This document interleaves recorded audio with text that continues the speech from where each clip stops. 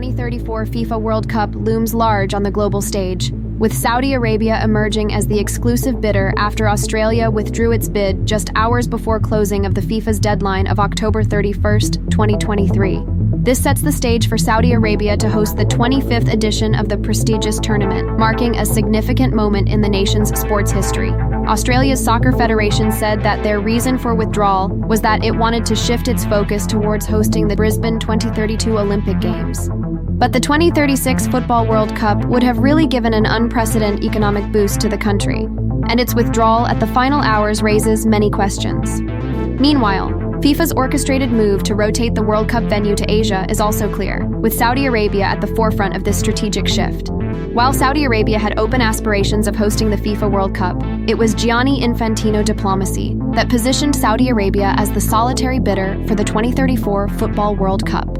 The swiftness with which FIFA managed the hosting rights for both the 2030 and 2034 tournaments reveals underlying criticisms.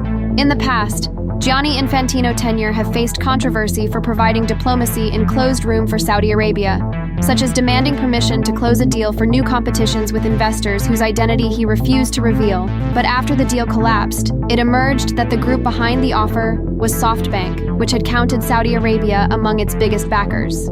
Mr. Infantino even infuriated many board members by saying that FIFA would study a proposal to hold the World Cup every 2 years. And this proposal was once again offered by Saudi Arabia, but that too was rejected after furious response by the board and the people. Despite these challenges, the relationship between Mr. Infantino and Saudi Arabia strengthened. Private diplomacy initiatives orchestrated by Mr. Infantino aimed at advancing Saudi Arabia's World Cup ambitions unfolded, showcasing the nuanced dynamics at play. Saudi Arabia initially explored partnerships of co-hosting the 2030 World Cup with Egypt and Italy, but Italy rejected the proposal because of its severe ties with Egypt. Saudi Arabia then approached Greece with the offer, and Mr. Infantino discussed the idea with the Greek Prime Minister on the sidelines of a UN meeting in September 2021. But that idea was withdrawn after Morocco joined forces with Spain and Portugal in a potentially unbeatable bid for the 2030 World Cup. As a strategic pivot, Saudi Arabia redirected its focus to the 2034 bid on hopes that no European countries will bid on the next World Cup hosting rights. But then, FIFA made two curious moves, which provided a great support for the Saudis' ambition of hosting the Football World Cup.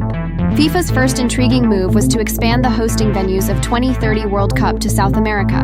FIFA announced that the first 3 games of the 2030 World Cup will be played in Uruguay, Argentina, and Paraguay, to celebrate the World Cup's 100-year completion, when the first game was played in 1930. But this move brought South America into the Portugal-Spain-Morocco bid, and eliminated yet another continent from the eligible bidders for 2034 World Cup.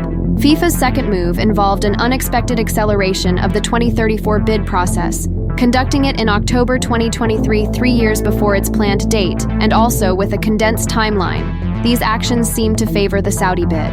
Following the initial move, it became apparent that only countries from Asia and Oceania were eligible to bid. Nations interested in bidding had a mere 25 days to express their intent, and just a few weeks more to submit official bids, which typically requires substantial government support. While this caught many countries by surprise, Saudi Arabia promptly announced its bid for the 2034 World Cup. Within minutes and within hours, Saudi bid gained full support of the head of the Asian Soccer Organization. This swift declaration and support left little room for other potential bidders, as Indonesia, which had considered bidding just a week earlier, abandoned its plan. And Australia, the sole remaining potential bidder, withdrew just hours before the deadline. Consequently, Saudi Arabia emerged as the sole country to bid and potentially host the World Cup.